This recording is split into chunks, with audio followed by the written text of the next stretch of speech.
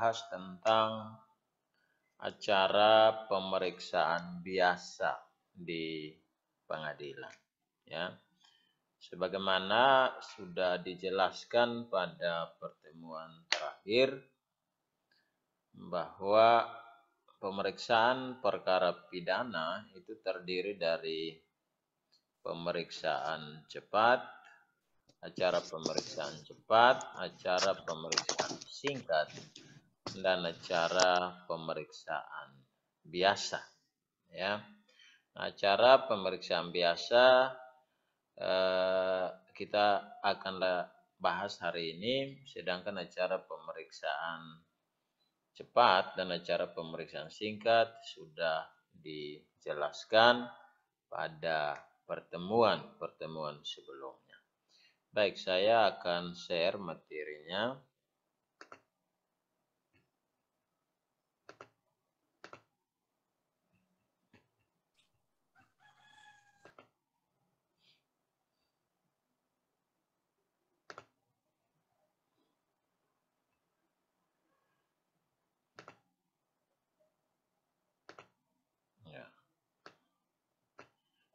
Kita bahas tentang acara pemeriksaan biasa, ya, acara pemeriksaan biasa.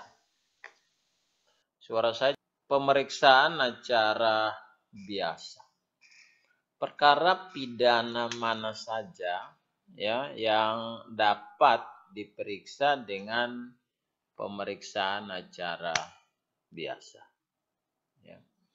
Nah, perkara pidana yang diperiksa dengan acara biasa, ya, perkara pidana yang diperiksa dengan acara biasa adalah perkara-perkara yang dianggap sulit dan besar yang diajukan oleh penuntut umum dengan surat dakwaan.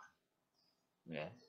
Jadi sekali lagi, perkara pidana yang diperiksa dengan acara biasa adalah perkara-perkara pidana yang dianggap sulit dan besar yang diajukan oleh penuntut umum dengan surat dakwaan. Dengan demikian, maka ciri perkara pidana yang diperiksa dengan pemeriksaan acara biasa itu, pertama itu adalah perkara yang sulit pembuktiannya, ya, perkara yang sulit pembuktiannya, ya.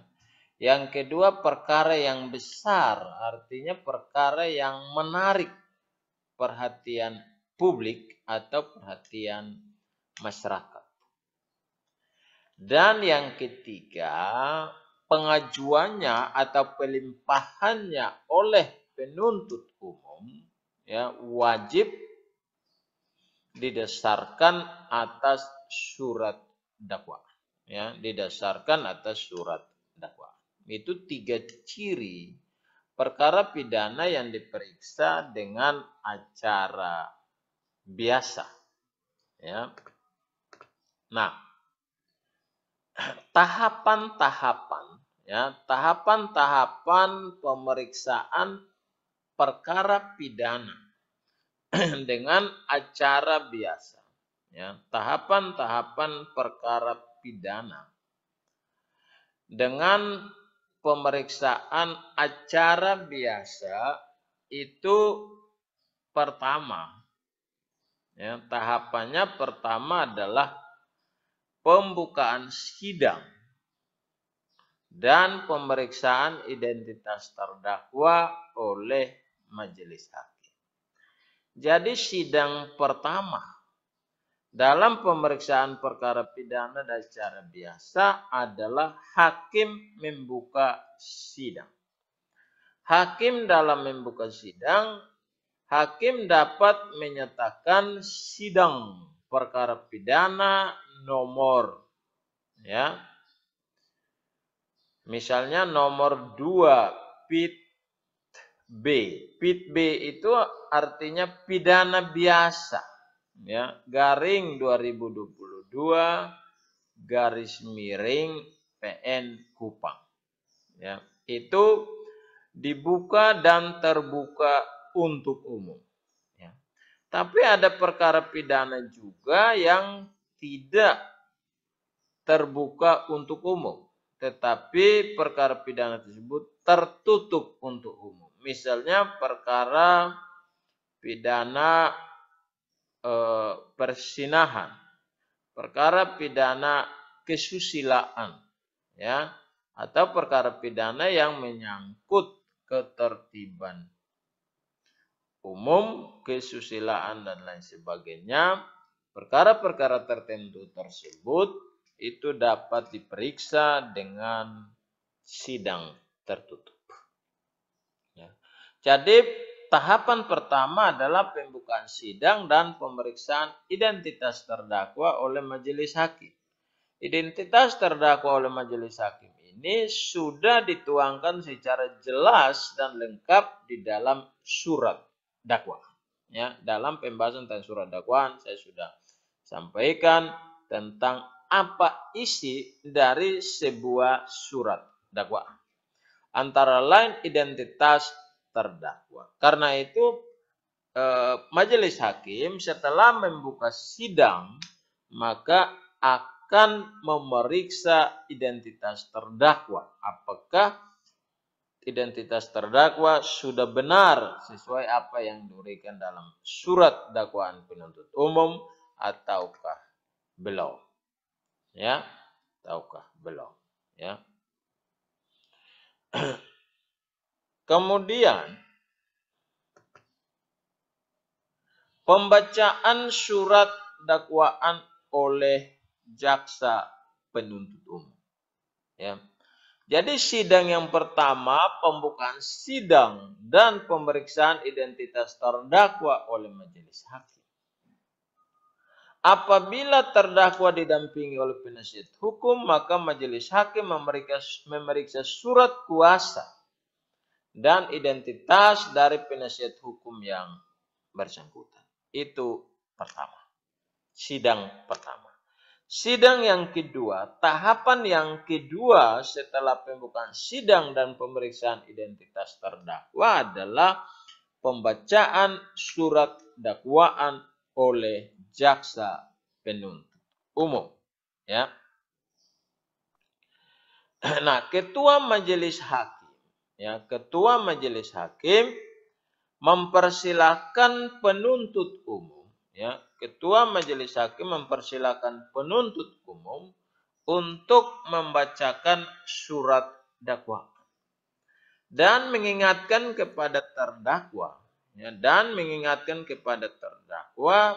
untuk mendengar dengan seksama surat dakwaan yang dibacakan oleh penuntut umum. Tahapan yang kedua ini pembacaan surat dakwaan oleh jaksa penuntut umum. Bagaimana syarat dan bentuk surat dakwaan tersebut sudah saya jelaskan dalam materi tentang surat dakwaan dan penuntutan. Ya. Nah, tentunya di dalam membaca surat dakwaan sangat diperlukan agar terdakwa mendengar dengan seksama surat dakwaan yang dibacakan oleh penuntut. Karena itu, pada saat ketua majelis hakim mempersilahkan penuntut umum untuk membacakan surat dakwaan, maka ketua majelis hakim mengingatkan kepada terdakwa untuk mendengar dengan seksama surat dakwaan yang dibacakan oleh penuntut umum. Ya, saya mohon saudara-saudara mahasiswa perhatikan baik-baik tahapan ini, sehingga di dalam mata kuliah litigasi itu sudah tidak mengalami kesulitan. Itu tahapan yang kedua, pembacaan surat dakwaan oleh penuntut umum. Kedua, tahapan yang ketiga, ya, tahapan yang ketiga setelah pembacaan surat dakwaan oleh penuntut umum, maka dilanjutkan dengan pengajuan eksepsi oleh terdakwa atau penasihat hukum. Ya. pengajuan eksepsi, ya, pengajuan eksepsi oleh terdakwa atau penasihat hukum. Ini tahapan yang ketiga setelah pembacaan surat dakwaan. Ya, nah, apa yang dimaksudkan dengan eksepsi itu? Eksepsi adalah keberatan dari terdakwa atau penasihat hukum yang tidak menyangkut pokok perkara. Eksepsi yang diajukan oleh terdakwa atau penasihat hukum tersebut tidak menyinggung tentang pokok perkara atau salah atau benarnya perbuatan yang didakwakan oleh terdakwa. Melainkan yang menjadi materi eksepsi adalah tentang formalitas atau syarat-syarat formil dari sebuah surat dakwaan. Mohon diperhatikan bahwa eksepsi ini merupakan hak dari terdakwa atau penasihat hukum, bukan sebuah kewajiban hukum. Ya. Artinya apa? Oleh karena eksepsi merupakan hak dan bukan kewajiban, maka dalam perkara-perkara pidana dapat saja terdakwa atau penasihat hukum tidak mengajukan eksepsi. Ya. Mengapa tidak mengajukan eksepsi? Karena pada umumnya terdakwa atau penasihat hukum beranggapan bahwa surat dakwaan penuntut umum itu telah jelas, lengkap, dan cermat. Ya. Jadi eksepsi sekali lagi adalah keberatan dari terdakwa atau penasihat hukum yang tidak menyangkut pokok perkara. Nah, ada dua jenis eksepsi. Ya, ada dua jenis eksepsi. Yang pertama adalah eksepsi tentang kewenangan mengadili dari pengadilan. Itu pertama. Eksepsi yang pertama tentang kewenangan mengadili dari pengadilan. Ya. Nah, kewenangan mengadili dari pengadilan ini ada dua. Ya, kewenangan mengadili dari pengadilan ada dua. Yang bisa diajukan sebagai materi eksepsi. Pertama, kewenangan mengadili secara absolut. Ya, kewenangan mengadili secara absolut. Ya. Kewenangan mengadili dari pengadilan secara absolut yaitu persoalan tentang peradilan mana yang berwenang mengadili perkara tersebut. Ya. Persoalan tentang peradilan mana yang berwenang mengadili perkara tersebut.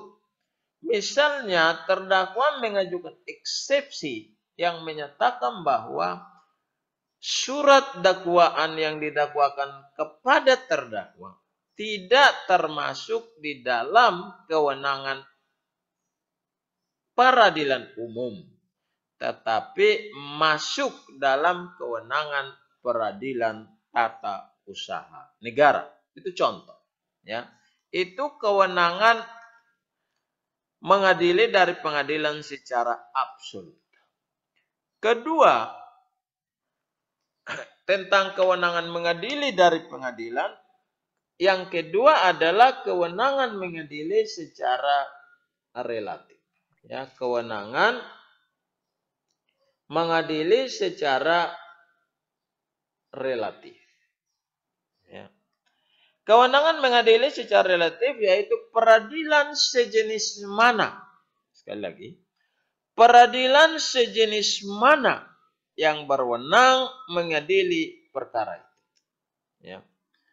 Peradilan sejenis mana yang berwenang mengadili perkara itu. Kewenangan relatif di sini misalnya perkara itu memang termasuk di dalam kewenangan peradilan umum. Tetapi kewenangan peradilan umum yang mana? Misalnya, apakah kewenangan pengadilan negeri Kupang ataukah kewenangan pengadilan negeri Soe atau kewenangan pengadilan negeri Rotendao misalnya, ya. Berbeda dengan kewenangan mengadili dari pengadilan secara absolut tadi, yaitu peradilan mana yang berwenang mengadili perkara tersebut. Apakah peradilan umum, peradilan tata usaha negara, peradilan agama, atau peradilan militer? Ya. Kalau kewenangan mengadili secara relatif, yaitu peradilan sejenis mana yang berwenang mengadili perkara itu. Misalnya eksepsi dari terdakwa yang menyatakan bahwa surat dakwaan penuntut umum yang didakwakan kepada terdakwa bukanlah menjadi kewenangan pengadilan negeri Kupang, melainkan menjadi kewenangan pengadilan negeri Rotendao. Jadi sama-sama berada di dalam satu jenis peradilan. Itu materi eksepsi tentang kewenangan mengadili dari pengadilan. Materi eksepsi yang kedua adalah eksepsi tentang substansi. Ya. Eksepsi tentang substansi surat dakwaan. Ya, eksepsi tentang substansi surat dakwaan. Ya. Eksepsi tentang substansi surat dakwaan. Misalnya, contoh, ya, surat dakwaan kabur. Artinya surat dakwaan itu tidak jelas, obscure label. Ya. Rumusan-rumusan tindak pidana yang didakwakan tidak merumuskan secara jelas, lengkap, dan cermat tentang unsur-unsur tindak pidana yang didakwakan kepada terdakwa. Ini misalnya eksepsi tentang substansi surat dakwaan. Kemudian yang kedua adalah eksepsi surat dakwaan nebis in idem.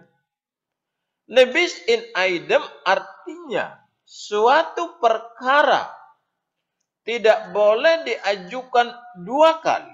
Ya, sekali lagi, suatu perkara tidak boleh diajukan dua kali dalam hal perkara yang sama, yang subjeknya, perkara yang sama objeknya, atau perkara yang sama tentang peristiwa yang didakwakan. Ya. Misalnya seseorang didakwa melakukan tindak pidana perkosaan di Pengadilan Negeri Surabaya. Putusannya telah berkekuatan hukum tetap. Setelah dia menjalani hukuman, maka mau diproses lagi di Pengadilan Negeri Kupang. Itu perkara itu dianggap surat dakwaan penuntut umum itu dianggap nebis in idem. Artinya apa? Perkara itu sudah pernah diperiksa, diputus oleh pengadilan. Jadi perkara itu sama dari subjeknya, pelakunya sama. Peristiwa pidananya sama. Tetapi didakwakan kembali, maka itu bisa menjadi bagian dari eksepsi. Ya. Atau yang ketiga, surat dakwaan daluarsa. Hak menuntut dari terdakwa telah daluarsa. Ini juga masuk ke dalam surat eksepsi dari penasihat hukum atau terdakwa. Ya, ini termasuk bagian dari eksepsi. Perbuatan yang didakwakan bukan perbuatan pidana tetapi perdata atau tun. Ini juga bisa menjadi bagian dari eksepsi. Eksepsi tentang substansi surat dakwaan. Eksepsi ini menjadi penting oleh karena dengan adanya eksepsi terhadap surat dakwaan penuntut umum, maka majelis hakim yang diperiksa dan mengadili perkara itu lebih memahami duduk persoalan perkara itu. Mengapa? Karena dengan adanya eksepsi, maka versi dari terdakwa terhadap surat dakwaan penuntut umum itu dapat dipahami oleh terdakwa. Jadi versi penuntut umum dan versi jaksa ini sudah dipahami oleh penuntut umum. Dan bila mana eksepsi ditolak, maka dalam pembuktian perkara pidana, hakim dalam membagi beban pembuktian sudah tidak mengalami kesulitan. Ya. Nah, itu tentang eksepsi. Nah, setelah tahapan pengajuan eksepsi, ya, tadi tahapan pertama, hakim membuka sidang dan memeriksa identitas terdakwa. Tahapan yang kedua adalah pembacaan surat dakwaan penuntut umum.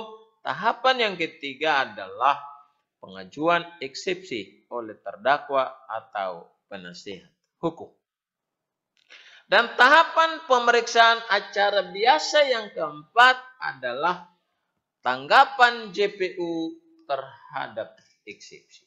Ya, tanggapan JPU terhadap eksepsi.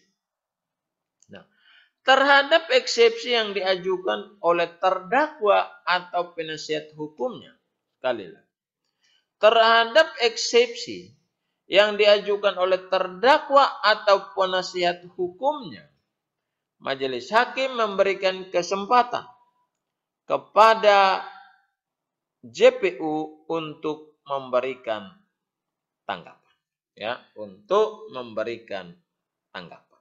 Jadi kemudian jaksa menanggapi surat dakwaan. Apakah surat dakwaan itu sudah tepat atau belum menurut penuntut umum. Kemudian setelah tanggapan JPU terhadap eksepsi, maka pada tahapan pemeriksaan acara biasa yang kelima adalah putusan sela majelis hakim. Ya, putusan sela majelis hakim. Nah, apa yang dimaksud dengan putusan sela? Putusan sela, ya, putusan sela adalah putusan hakim. Ya, putusan sela adalah putusan hakim yang tidak menyangkut pokok perkara. Sekali lagi, putusan sela adalah putusan hakim yang tidak menyangkut pokok perkara. Putusan sela oleh hakim dijatuhkan karena adanya eksepsi dari terdakwa atau penasihat hukum, atau karena jabatannya ex officio menjatuhkan putusan sela. Jadi putusan sela itu ada atau dijatuhkan oleh hakim karena pertama ada eksepsi atau keberatan dari terdakwa atau penasihat. Ataupun jika tidak ada eksepsi atau keberatan dari terdakwa maupun penasihat hukum, hakim juga tetap menjatuhkan putusan sela karena jabatannya. Misalnya bagi hakim surat dakwaan itu kabur dan tidak jelas. Bagi hakim surat dakwaan itu nebis in idem dan seterusnya dan seterusnya. Ini putusan sela. Amar dari putusan sela, ya, sekali lagi, amar dari putusan sela itu dapat berupa, ya, amar dari putusan sela ini dapat berupa menolak, bisa berupa menolak eksepsi terdakwa atau penasihat hukum dan memerintahkan pemeriksaan perkara dilanjutkan ke pokok perkara. Jadi terhadap eksepsi tersebut, hakim dapat menjatuhkan putusan menolak eksepsi terdakwa atau penasihat hukum, ya, dan memerintahkan pemeriksaan perkara dilanjutkan ke pokok perkara. Itu kemungkinan pertama. Tetapi kemungkinan putusan sela yang kedua adalah mengabulkan eksepsi dan menyatakan dakwaan tidak dapat diterima atau batal demi hukum. Ya. Nah, terhadap putusan sela yang mengabulkan eksepsi, ya, dan menyatakan dakwaan tidak dapat diterima atau batal demi hukum, jaksa penuntut umum dalam tenggang waktu 7 hari dapat mengajukan perlawanan. Sedangkan kepada terdakwa harus dibebaskan dari rumah tahanan negara jika terdakwa tersebut ditahan. Ya. Nah, apabila ya ternyata dalam perlawanan itu putusan pengadilan tinggi, ya, perlawanan ke pengadilan tinggi, ya. Dalam perlawanan itu ternyata putusan pengadilan tinggi menguatkan putusan sela pengadilan negeri atau pengadilan tingkat pertama, maka jaksa penuntut umum harus melaksanakan putusan pengadilan tersebut, tetapi dapat mengajukan surat dakwaan baru sesuai pertimbangan hakim dalam putusan sela. Ya, jadi kalau putusan sela karena belum menyangkut pokok perkara, maka itu tidak terkena nebis in idem. Kecuali putusan sela itu mengenai nebis, maka tidak bisa diajukan kembali. Ya. Nah, itu antara lain ya acara pemeriksaan biasa. Ya, acara pemeriksaan biasa tahap yang ke-5. Ya, jadi tahapan-tahapannya ini, tahap pertama pembukaan sidang dan pemeriksaan identitas terdakwa oleh majelis hakim. Tahapan yang kedua adalah pembacaan surat dakwaan oleh JPU. Tahapan yang ketiga pengajuan eksepsi oleh terdakwa atau penasihat hukum. Kemudian tahapan yang berikut setelah pengajuan eksepsi adalah tanggapan dari JPU, ya, terhadap eksepsi, dan kemudian putusan sela majelis hakim, ya, putusan sela majelis hakim. Nah, tahapan berikutnya adalah misalnya surat dakwaan itu ditolak. Ya, putusan sela majelis hakim itu adalah menolak eksepsi terdakwa. Maka dilanjutkan pemeriksaan pokok perkara dengan tahapan berikutnya adalah tahapan pembuktian. Pemeriksaan perkara pidana, ya, tahapan pemeriksaan perkara pidana setelah putusan sela dari majelis hakim terhadap eksepsi yang diajukan oleh terdakwa atau penasihat hukum. Yang mana jika putusan sela itu menolak eksepsi terdakwa atau penasihat hukum, maka tahapan pemeriksaan perkara pidana di acara biasa selanjutnya adalah pembuktian oleh jaksa penuntut umum. Ya, pembuktian oleh jaksa penuntut. Artinya bahwa pada tahap ini jaksa dapat membuktikan surat dakwaannya terhadap terdakwa. Nah, ya. Nah, pembuktian dalam perkara pidana. Ya, pembuktian dalam perkara pidana adalah pembuktian, ya.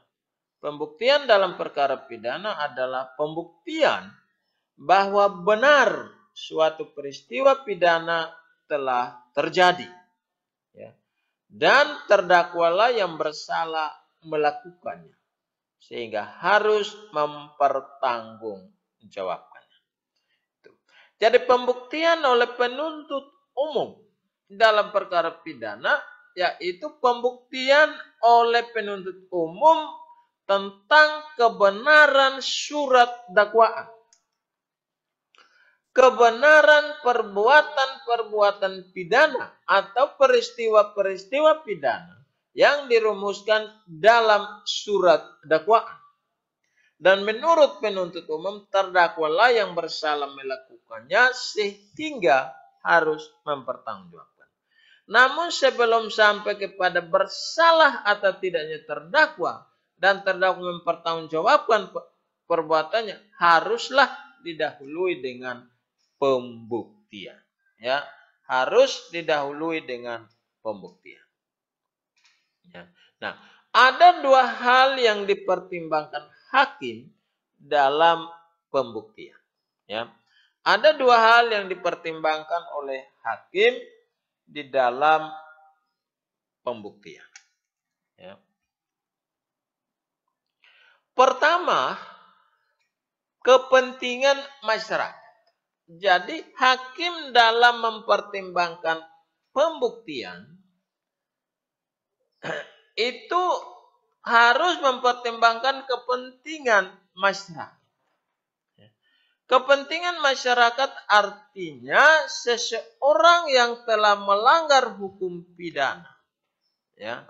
Seseorang yang telah melanggar hukum pidana harus mendapat hukuman yang setimpal dengan kesalahan. Jadi kepentingan masyarakat. Kepentingan masyarakat artinya apa? Seseorang yang telah melanggar ketentuan hukum pidana ya, harus mendapat hukuman yang setimpal. Harus mendapat hukuman yang setimpal dengan kesalahan. Itu kepentingan masyarakat yang harus dipertimbangkan oleh hakim dalam pembuktian.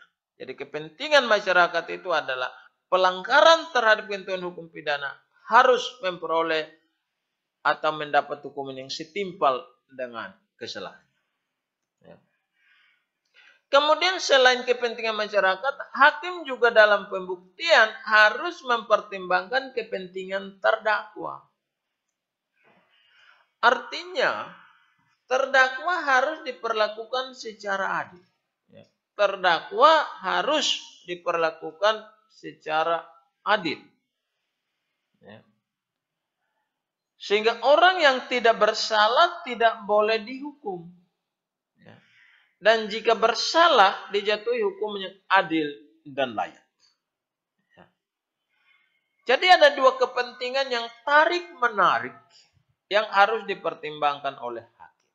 Kepentingan masyarakat, bagi masyarakat, siapa saja yang melanggar hukum pidana harus dihukum sesuai hukuman yang setimpal. Tetapi kepentingan terdakwa juga harus diperhatikan. Harus memperoleh perlakuan yang adil. Sehingga jangan sampai orang yang tidak bersalah dijatuhi hukuman. Haruslah orang yang tidak bersalah harus dibebaskan dan tidak boleh dihukum. Tetapi bersalah pun harus dijatuhi hukuman yang adil dan layak. Ya, ini dua hal yang harus dipertimbangkan oleh hakim dalam mempertimbangkan pembuktian dalam sidang pengadilan. Ya. Nah,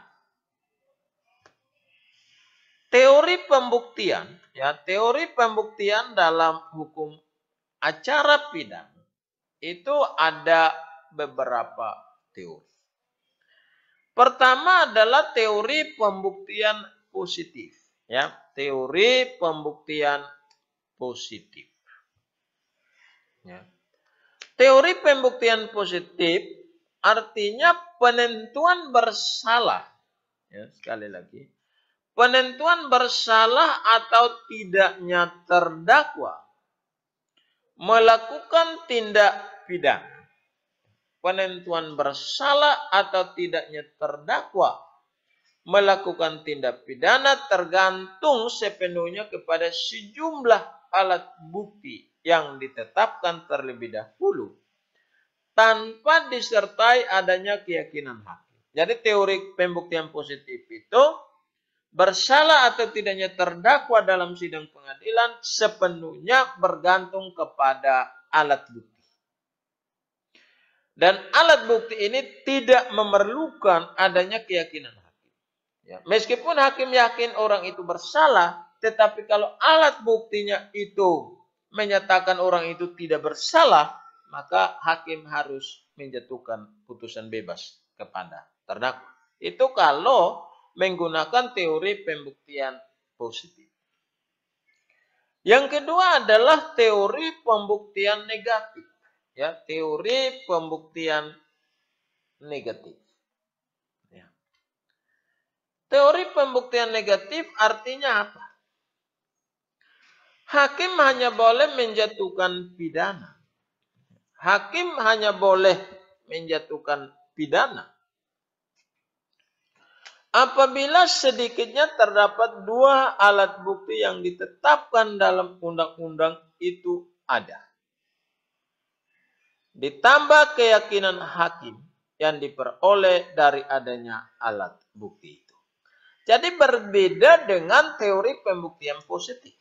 Kalau teori pembuktian positif, penentuan bersalah atau tidaknya terdakwa sepenuhnya bergantung kepada alat bukti tanpa memerlukan keyakinan hakim. Sedangkan teori pembuktian negatif menyatakan bahwa penentuan bersalah atau tidaknya terdakwa itu didasarkan atas dua alat bukti yang ditetapkan dalam undang-undang. Ditambah keyakinan hakim. Tapi keyakinan hakim itu didasarkan kepada alat bukti itu. Sehingga keyakinan hakim itu tidak bisa berdiri sendiri. Keyakinan hakim harus didasarkan atas dua alat bukti yang ditetapkan dalam undang-undang itu ada. Baru muncul keyakinan hakim. Ya. Dengan perkataan lain, teori pembuktian negatif menyatakan bersalah atau tidaknya terdakwa didasarkan dua alat bukti ditambah keyakinan hakim yang diperoleh dari dua alat bukti. Ya. Jadi keyakinan hakim dalam teori pembuktian negatif itu tidaklah berdiri sendiri. Kemudian teori yang ketiga adalah teori pembuktian bebas. Ya. Teori yang ketiga adalah teori pembuktian bebas. Ya. Nah, teori pembuktian bebas menyatakan bahwa alat dan cara pembuktian, ya, alat dan cara pembuktian tidak perlu ditentukan dalam undang-undang, melainkan ditetapkan secara bebas oleh hakim. Jadi ini teori pembuktian bebas ini memberikan kebebasan kepada hakim dalam menjatuhkan pemidanaan. Kemudian yang keempat, teori pembuktian yang keempat adalah teori pembuktian berdasarkan keyakinan. Ya, teori pembuktian berdasarkan keyakinan. Teori pembuktian berdasarkan keyakinan artinya penentuan bersalah atau tidaknya terdakwa sepenuhnya tergantung pada keyakinan pribadi hakim. Dan dalam putusan tidak perlu menyebutkan alasan-alasan putusannya. Ini pembuktian berdasarkan keyakinan. Jadi pembuktian itu semata-mata ya, putusan perkara pidana tentang bersalah atau tidaknya terdakwa menurut teori pembuktian berdasarkan keyakinan hanya semata-mata didasarkan pada keyakinan hakim. Tidak perlu adanya alat bukti. Ini 4 teori pembuktian. Nah, teori pembuktian mana yang dianut oleh hukum acara pidana Indonesia? Ya. Nah, teori pembuktian yang dianut oleh hukum acara pidana Indonesia adalah teori pembuktian negatif. Ya. Teori pembuktian negatif. Teori pembuktian negatif menyatakan bahwa bersalah atau tidaknya terdakwa harus didasarkan pada dua alat bukti yang sah ditambah keyakinan hakim berdasarkan dua alat bukti yang sah tersebut di sidang pengadilan. Jadi keyakinan hakim tidak berdiri sendiri, dua alat bukti yang sah pun tidak berdiri sendiri.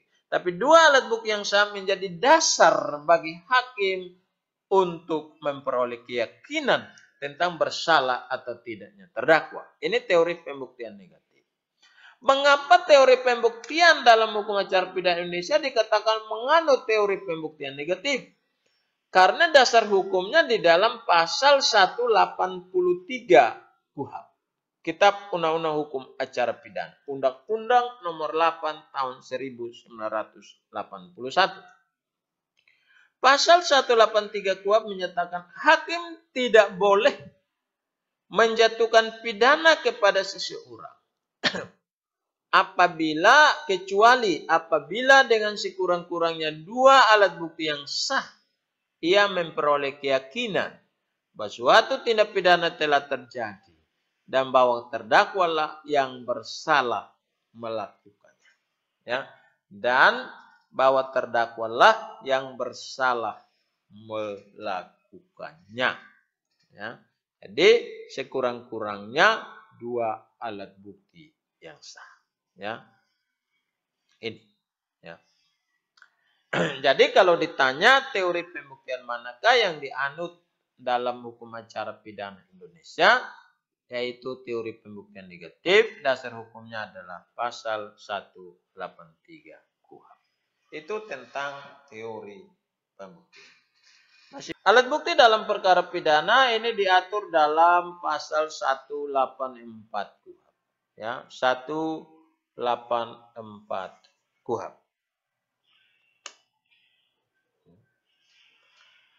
Yaitu pertama keterangan saksi, ya, alat bukti dalam perkara pidana itu yang pertama adalah keterangan saksi, kedua keterangan ahli, ketiga surat, keempat adalah petunjuk, ya, dan yang kelima keterangan terdakwa. Nah, penyebutan alat bukti dalam perkara pidana itu harus disebutkan secara berurutan, ya, harus disebutkan secara berurutan, ya. Jadi keterangan saksi, keterangan ahli, surat, petunjuk, dan keterangan terdakwa. Dalam perkara pidana ternyata keterangan saksi sebagai alat bukti yang utama. Ya. Dalam perkara pidana ternyata keterangan saksi sebagai alat bukti yang utama dan bukan surat seperti perkara perdata.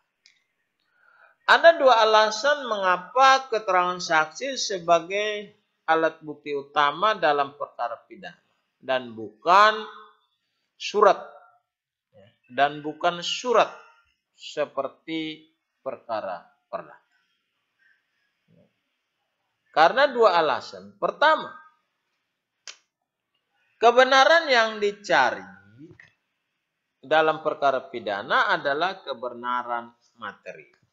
Ya. Kebenaran yang dicari dalam perkara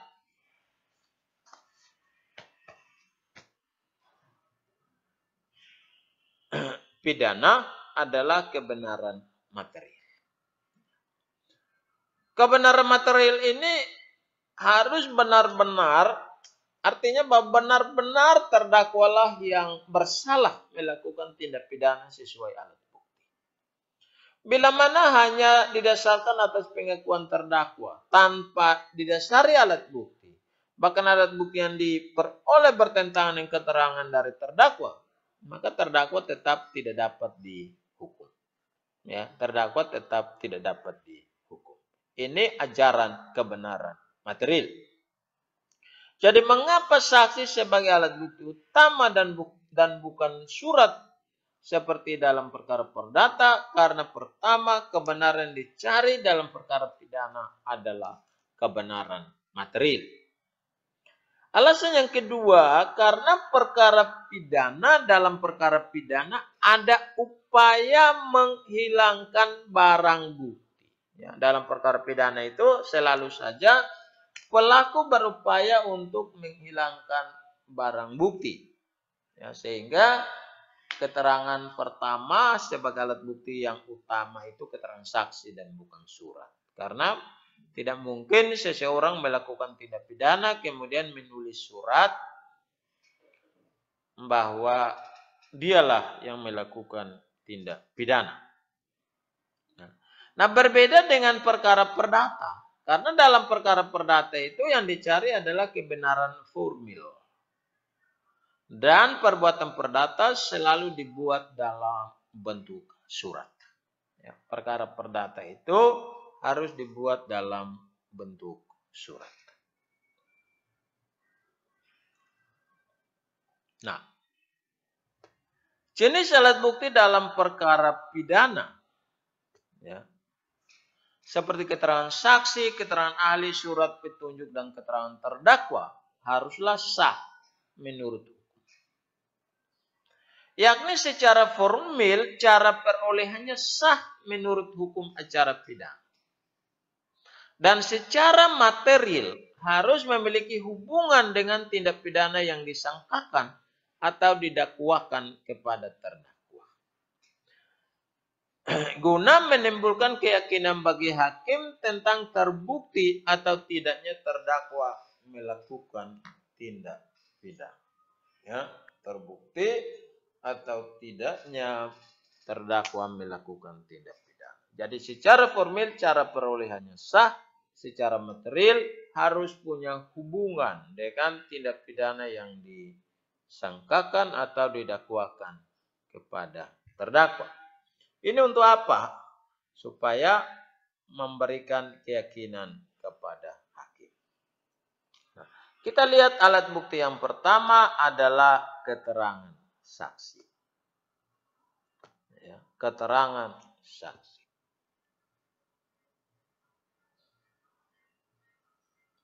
Apa yang dimaksud dengan keterangan saksi? Keterangan saksi adalah keterangan dari seseorang. Ya, keterangan saksi adalah keterangan dari seseorang mengenai suatu peristiwa pidana yang ia dengar sendiri. Ya, keterangan saksi adalah keterangan dari seseorang mengenai suatu peristiwa pidana yang ia dengar sendiri, lihat sendiri, dan alami sendiri dengan menyebut alasan pengetahuan. Ya, dengan menyebut alasan pengetahuan. Ya. Jadi keterangan saksi itu adalah keterangan dari seseorang mengenai suatu peristiwa pidana yang ia dengar sendiri, lihat sendiri, dan alami sendiri dengan menyebut alasan pengetahuan. Ya. Jadi keterangan saksi itu bukan karena dari orang lain, tetapi dia harus mengalami sendiri, ya, atau dengar sendiri, lihat sendiri. Harus juga disertai alasan pengetahuan saksi. Itu yang dimaksud dengan keterangan saksi. Nah, ada dua jenis keterangan saksi, ya, ada dua jenis keterangan saksi. Pertama saksi acat dan yang kedua adalah saksi adecat. Ya, saksi acat dan saksi adecat. Ya.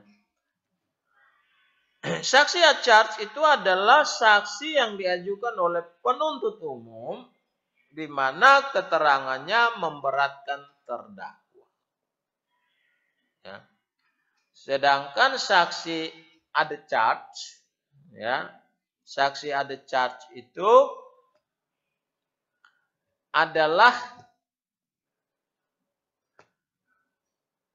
saksi yang diajukan oleh penuntut umum atau terdakwa atau penasihat hukum, ya, di mana keterangannya bersifat menguntungkan. Ini dua jenis saksi dalam perkara pidana. Saksi ad charge dan saksi ad charge.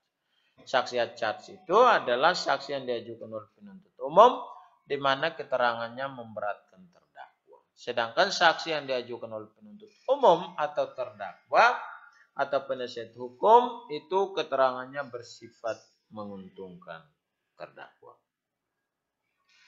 Ya. Nah, syarat sahnya keterangan saksi. Bagaimana syarat sahnya keterangan saksi? Pertama, syarat formil. Ya. Syarat formil sahnya keterangan saksi itu adalah saksi harus disumpah. Ya. Saksi harus disumpah menurut agama dan kepercayaan sebelum memberikan keterangan. Ya. Saksi harus disumpah menurut agama dan kepercayaan sebelum memberikan keterangan. Ya.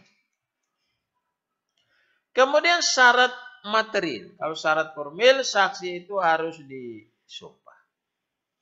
Syarat materialnya, ya, syarat material keterangan saksi, pertama keterangan saksi harus didasarkan atas apa yang dilihat, didengar dan dialami sendiri, atau memiliki hubungan dengan tindak pidana yang disangkakan atau didakwakan kepada terdakwa. Itu syarat material pertama. Harus lihat sendiri, dengar sendiri atau alami sendiri. Atau juga yang memiliki hubungan dengan tindak pidana yang disangkakan atau didakwakan kepada terdakwa.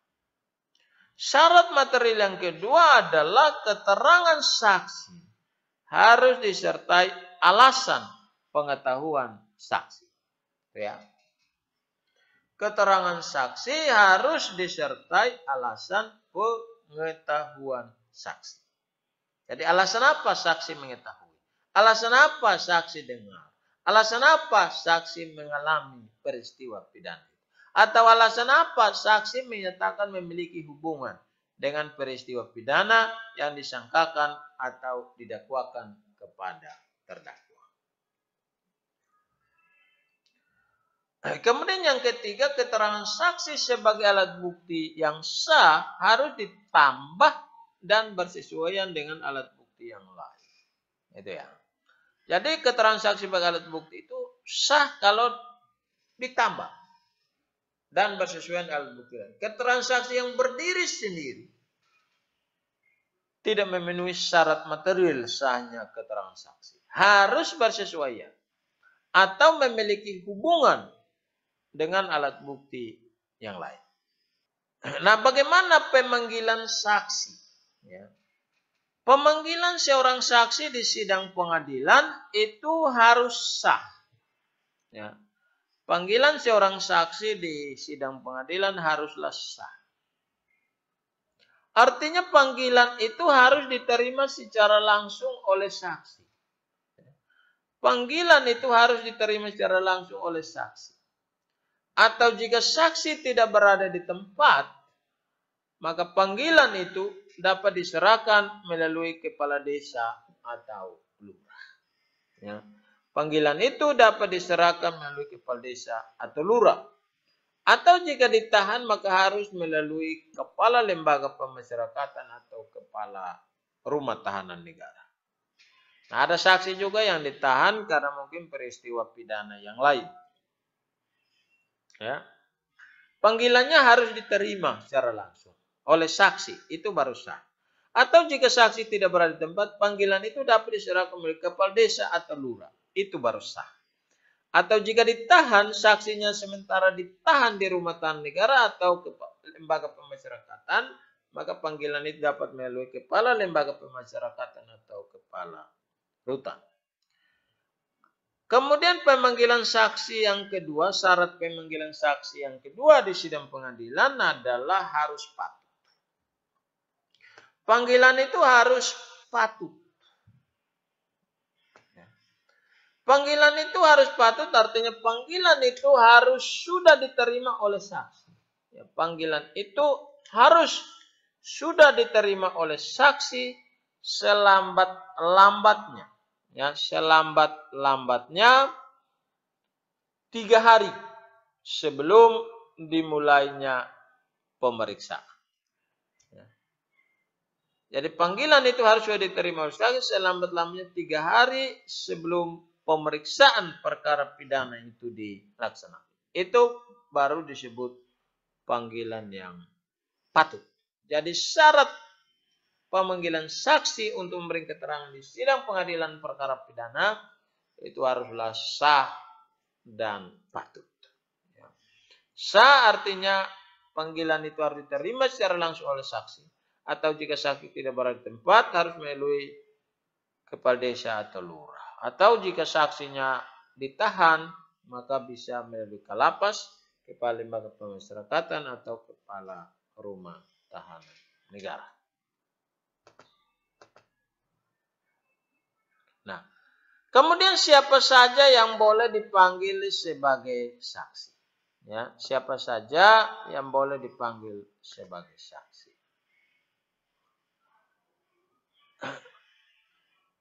Siapa yang berhak dipanggil sebagai saksi? Pertama, penuntut umum atas perintah majelis hakim. Penuntut umum atas perintah majelis hakim. Ya. Bagi saksi yang keterangannya dimuat dalam berita acara penyidikan. Ya. Penuntut umum atas perintah majelis hakim. Ya. Bagi saksi yang keterangannya dimuat dalam berita acara penyidikan. Ya. Atau bisa juga siapa yang panggil saksi bisa penasihat hukum atau terdakwa. Bagi saksi ada syarat yang keterangannya tidak dimuat dalam berita acara penyidikan. Jadi yang dapat memanggil saksi itu ada 2 pihak. Bisa penuntut umum atau bisa penasihat hukum atau terdakwa. Bagi penasihat hukum terdakwa langsung saja menghadirkan saksi itu di sidang pengadilan. Ya. Nah,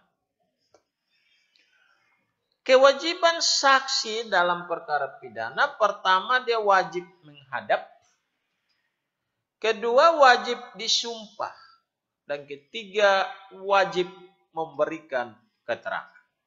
Ya. Wajib menghadap, wajib disumpah, dan wajib memberikan keterangan. Ya. Wajib menghadap artinya jika tidak menghadap setelah dipanggil secara sah dan patut, maka hakim berwenang untuk dibawa secara paksa ke pengadilan atas bantuan kepolisian. Jadi bisa dengan bantuan kepolisian hakim dapat memerintahkan memanggil secara paksa di sidang pengadilan. Ya. Kemudian wajib disumpah dan wajib memberikan keterangan. Ya. Apabila seorang saksi tanpa alasan yang sah menolak untuk bersumpah dan memberikan keterangan, maka dapat dijatuhi sanksi berupa penyanderaan selama 14 hari di rumah tahanan negara. Sedangkan jika memberikan keterangan tidak benar di bawah sumpah, maka dapat dikenakan pidana sesuai pasal 242 KUH pidana. Itu kalau memberi keterangan tidak benar di bawah sumpah, itu ancaman hukumannya adalah 7 tahun. Ya, ancaman hukumannya itu adalah 7 tahun. Kemudian pihak-pihak yang tidak dapat, ada pihak-pihak tertentu yang tidak dapat didengar sebagai saksi. Pertama, keluarga saudara atau semenda dalam garis keturunan ke atas atau ke bawah sampai derajat ketiga terdakwa atau yang bersama-sama sebagai terdakwa. Itu tidak dapat didengar sebagai saksi. 2. Saudara dari terdakwa atau yang bersama-sama sebagai terdakwa. Saudara ibu atau saudara bapak. Juga mereka yang mempunyai hubungan karena perkawinan sampai derajat ketiga dengan terdakwa.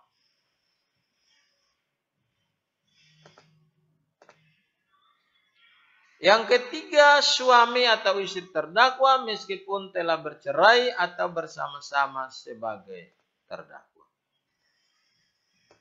Nah, pihak-pihak ini bila dikehendaki dapat memberikan keterangan tanpa disumpah. Ya, termasuk anak di bawah umur 15 tahun dan belum kawin atau orang sakit ingatan meskipun kadang-kadang ingatannya normal. Nah, ada juga pihak tertentu, ya, pihak tertentu juga dapat mengundurkan diri sebagai saksi karena pekerjaan, harkat, martabat atau jabatannya. Diwajibkan menyimpan rahasia tentang hal yang dapat dipercayakan kepadanya. Ya. Diwajibkan menyimpan rahasia tentang hal yang dapat dipercayakan kepadanya. Misalnya dokter, ya, notaris, pengacara, ya, dan lainnya. Itu karena jabatan diwajibkan menyimpan rahasia. Bagaimana tata cara pemeriksaan saksi? Tata cara pemeriksaan saksi, saksi dipanggil ke dalam ruang sidang. Kemudian hakim menanyakan identitas dan hubungannya dengan terdakwa. Ya. Saksi kemudian disumpah. Dan kemudian saksi memberikan keterangan secara bebas dengan sistem tanya jawab oleh hakim, JPU, dan penasihat hukum terdakwa. Ya, ini tata cara pemeriksaan saksi. Nah, terhadap alat bukti lain seperti keterangan ahli dan lainnya itu kita akan bahas pada pertemuan berikut.